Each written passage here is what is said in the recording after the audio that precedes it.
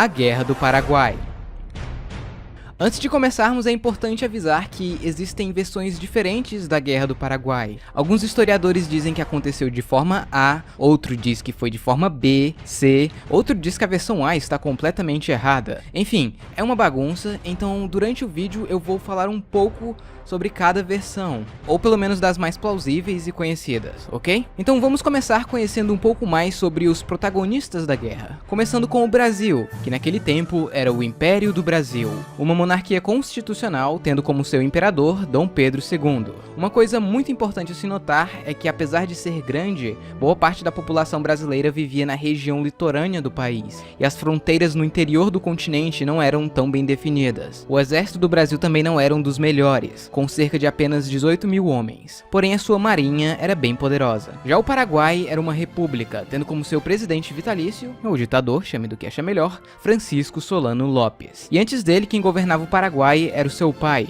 Foi durante este período que Solano viajou para a Europa, visitando países como França e Prússia, onde ganhou interesse e aprendeu bastante sobre táticas de guerra, exército, enfim. Foi aqui também que ele conheceu a sua mulher, Elisa Lynch. Assim que voltou para o Paraguai e tomou o poder, Solano começou a fortalecer o seu exército, com mais homens e melhores equipamentos. Alguns historiadores dizem que o Paraguai era um país que estava se industrializando, se desenvolvendo muito, e que esse suposto desenvolvimento paraguaio não estava sendo bem visto pelo Império Britânico. Inclusive, tem uma história muito conhecida de que os britânicos foram os verdadeiros culpados da guerra, dizendo que eles fizeram o Brasil e os aliados destruírem o Paraguai, porque ele era uma ameaça. Porém, muitos historiadores concordam que isso é um grande mito. O Paraguai não era desenvolvido ou industrializado coisa nenhuma, e muito menos representava algum perigo para o Império Britânico. Em geral, o Paraguai era mais um país agrário da América do Sul, mas uma coisa é fato: naquele momento, o Paraguai era militarmente o país mais forte da região. E sobre seus territórios é complicado. Basicamente, o Paraguai controlava isso e reclamava isso com seus vizinhos. Ou seja, as fronteiras não eram tão bem definidas nessa região. E como vocês podem ver, o Paraguai não tinha saída para o mar, algo muito importante para o comércio. Então, para ter ligação com o mar, o Paraguai dependia muito da Bacia do Prata e desses rios para navegação. O problema é que a bacia causa conflitos desde muito tempo, principalmente entre Brasil e Argentina, que geralmente controlavam a região. Outro evento muito importante que aconteceu foi a Guerra Civil Uruguaia, entre o Partido dos Blancos, que estavam no poder, e os Colorados, que se revoltaram contra os Blancos. Tá, mas o que uma guerra no Uruguai tem a ver com isso? Bom, basicamente, Brasil e Argentina começaram a apoiar os Colorados, e o Brasil até lançou uma invasão no Uruguai para apoiar os Colorados, dizendo que brasileiros estavam sendo reprimidos no Uruguai. O problema é que os blancos eram amigos de Solano Lopes, e ele usou isso como motivo de guerra para atacar o Brasil. E aqui alguns historiadores entram em divergência mais uma vez. Alguns dizem que o Paraguai só atacou porque ele se sentiu ameaçado, já que estava com medo de perder o seu aliado na região, e consequentemente perder acesso aos rios. Outros dizem que ele já estava planejando uma guerra há um certo tempo, e tinha planos para criar um grande Paraguai, ou ao menos controlar os rios da região. Enfim, fato é que o Paraguai estava pronto para a guerra. A primeira ação hostil tomada pelos paraguaios foi capturar o navio brasileiro Marquês de Olinda, que levava consigo o então presidente da província do Mato Grosso. Ele e sua tripulação acabaram sendo presos e morreram alguns anos mais tarde na prisão. Alguns dias depois, os paraguaios começaram a invadir o território brasileiro na província do Mato Grosso, e só em 13 de dezembro eles declaram guerra oficialmente ao Brasil, iniciando assim a Guerra do Paraguai, também conhecida como Guerra da Tríplice Aliança. De início, o Paraguai avançou facilmente em território brasileiro. Como o Brasil não esperava uma guerra contra o Paraguai, ele não tinha um exército protegendo as fronteiras. Sendo assim, o Paraguai facilmente capturou cidade após cidade, chegando até Corumbá, e posteriormente em Coxim. O Brasil, como é gigante e foi atacado de surpresa, demorou para ter uma reação, mas ele já começou mandando alguns homens para a província do Mato Grosso. Porém, com a infraestrutura da época, eles demorariam alguns meses para chegar. Em abril do ano seguinte, o Paraguai planejava uma outra invasão ao Brasil, desta vez no sul. Para falar a verdade, o ataque ao Mato Grosso foi basicamente uma distração, já que os seus objetivos ficavam nesta região. Porém, para chegar ao sul do Brasil, o Paraguai precisava passar pela Argentina. O Paraguai então pediu gentilmente: Argentina, deixa-me passar por tus territórios. E como a Argentina era meio que aliada do Brasil e queria ficar de fora da guerra, ela disse: Não. Então o Paraguai foi lá e invadiu a província argentina de Corrientes, capturando cidades e alguns rios da região. O Paraguai esperava que a província iria se juntar ao seu lado, já que algumas pessoas na Argentina apoiavam Solano Lopes. Porém, isso não aconteceu, e com o ataque paraguaio, a Argentina acaba entrando na guerra do lado do Brasil. Neste ponto da guerra, os blancos já tinham sido tirados do poder no Uruguai, e o novo governo colorado também se junta à guerra. Foi então que, em 1º de maio, foi assinado o Tratado da Tríplice Aliança, formada por Brasil, Argentina e Uruguai contra o Paraguai. Tanto o Brasil quanto a Argentina estavam totalmente despreparados para uma guerra. O Brasil tinha pouco mais de 18 mil homens, então foi criada a campanha Voluntários da Pátria, para poder aumentar o número do exército.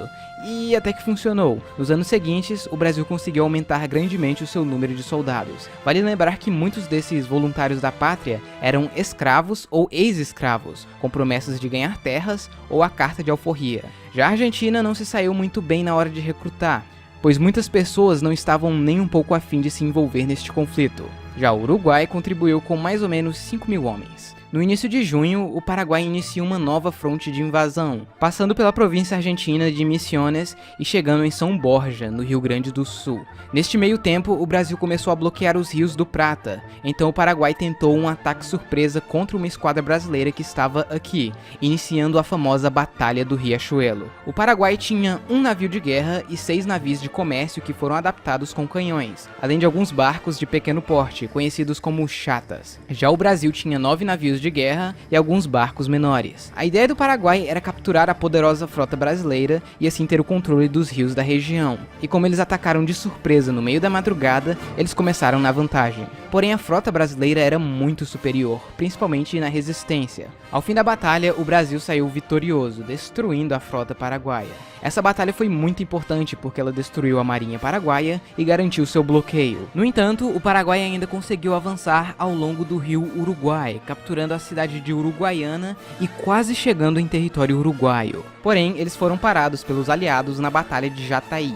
Depois disso, a guerra mudou drasticamente, já que agora os aliados que começariam uma ofensiva. Algumas forças foram mandadas para Uruguaiana, onde eles fizeram um cerco na cidade, que acabou sendo bem sucedido. E no início de 1886, os aliados começaram uma invasão ao sul do Paraguai, capturando a fortaleza de Itapiru e estabelecendo um território aqui no sul do Paraguai. Alguns dias mais tarde, os paraguaios tentaram um contra-ataque surpresa ao acampamento aliado que estava aqui em Tuiuti, iniciando a maior e mais sangrenta batalha de toda a guerra e de toda a América Latina, onde mais de 30 mil soldados aliados lutaram contra 23 mil paraguaios. No fim, os aliados conseguiram virar o jogo e derrotar o exército paraguaio, que perdeu mais ou menos 12 mil dos seus melhores homens. Depois dessa batalha, a guerra ficou meio parada. Assim, como o Paraguai era isolado, os aliados não sabiam bem o que encontrar no interior do país, então eles precisavam avançar pelas margens do rio Paraguai. E aqui, o Paraguai tinha uma série de fortificações para defender a capital,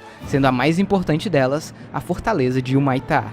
Então, nos anos seguintes, a guerra basicamente se resumiu entre os aliados tentando avançar sobre essas fortificações e os paraguaios se defendendo e tentando pequenos ataques para expulsar os aliados. Em setembro, os aliados atacaram o forte de Cuzuru e saíram vitoriosos. Alguns dias depois, Lopes marca um encontro com o presidente argentino Bartolomé Mitre. Como ele sabia que a guerra estava perdida, ele tentou um tratado de paz, mas não aceitou os termos e a guerra continuou. 10 dias depois, os aliados lançaram um ataque ao forte de Curupaiti, onde foram massacrados pelos paraguaios, já que eles estavam em posições muito favoráveis dentro de trincheiras. Essa batalha causou uma estagnação na guerra, tanto que os aliados não conseguiram lançar um outro ataque de grande porte por quase um ano.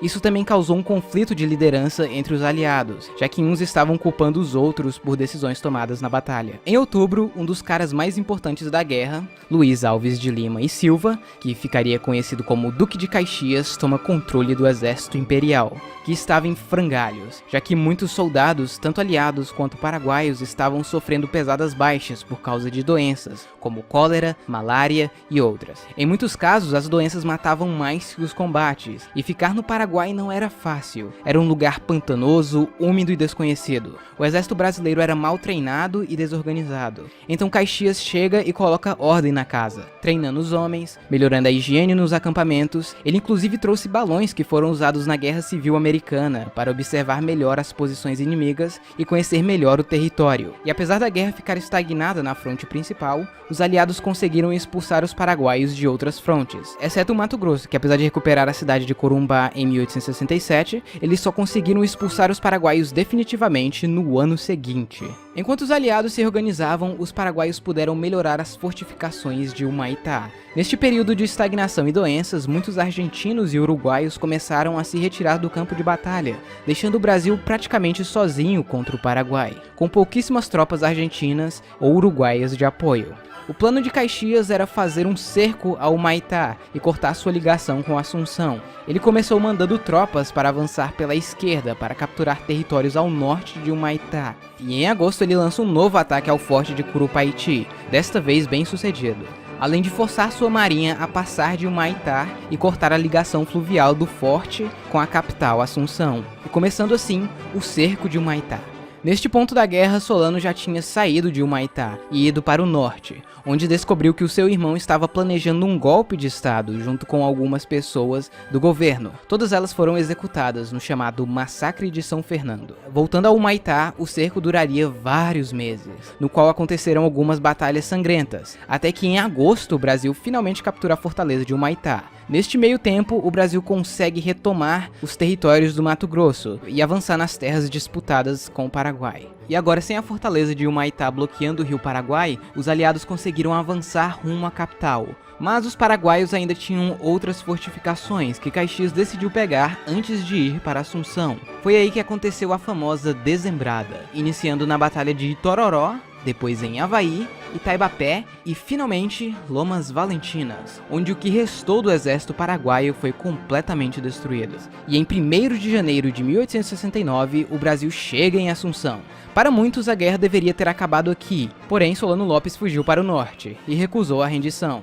Então, o Brasil decidiu persegui-lo. Para o Duque de Caxias, a guerra estava acabada. Então ele deixa o comando do exército e é substituído pelo Conde D'Eu, o marido da princesa Isabel. Essa fase final da guerra se resume basicamente em Solano Lopes fugindo para o norte e mandando o que ele tinha para retardar o avanço brasileiro que estava o perseguindo, inclusive crianças, mulheres e idosos. Em junho, um governo provisório fantoche do Brasil assume o controle do Paraguai. Alguns meses depois, o Brasil consegue capturar a capital provisória do Paraguai de Lopes, e dias depois acontece a última grande batalha da guerra, a Batalha de Acosta Nu, que ficou conhecida por ser lutada por crianças, mulheres e idosos. E obviamente, eles foram massacrados pelos experientes soldados brasileiros. Porém, isso deu tempo de Lopes fugir mais ainda para o norte. Neste meio tempo, uma série de pequenos conflitos aconteceram, até que em 1º de março de 1870, os brasileiros finalmente conseguem armar uma emboscada para capturar Solano Lopes, aqui em Cerro Corá, no norte do Paraguai. Solano acabou sendo ferido na tentativa de fuga,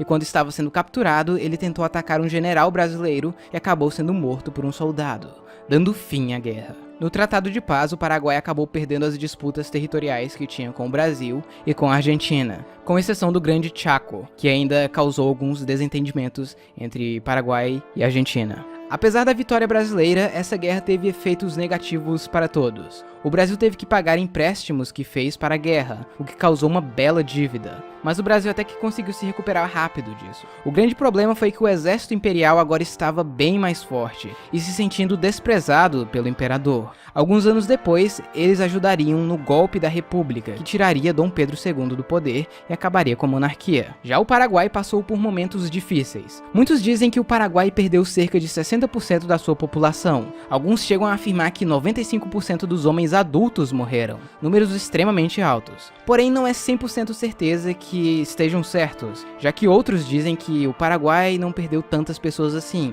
e que o real número seria entre 10% e 18% da população, o que continua sendo um número alto, mas não 95%. No geral, é impossível afirmar com certeza o número exato, já que o Paraguai era muito isolado, e existem várias fontes diferentes com números diferentes da população paraguaia antes da guerra, que varia entre 200 mil e 1 milhão de pessoas. Ou seja, isso ainda vai causar muita discussão entre historiadores. Logo depois da guerra, Solano Lopes era visto no Paraguai como um ditador sanguinário que arrastou seu país para uma guerra sem motivo e quase impossível de ser ganha. Mas hoje ele é considerado um herói nacional, e isso obviamente ainda causa bastante discussão hoje em dia. E bom pessoal, no mais é isso, espero que vocês tenham gostado. Se eu esqueci ou errei alguma coisa, não se esqueça de comentar aí embaixo. E eu queria agradecer aos patrocinadores do canal: Cantibal Top Lista, Danny Andre, Reinober, Brasil, Branca, União Soviética, Leopoldine, Gabriel Lemes, Cream Crack, Joseph Peidão, a Destruição Julião e Lambda BR, assim como também ao Coder BR que me ajudou com os mapas. Muito obrigado a todos vocês. Então, no mais é isso, tchau, até o próximo vídeo.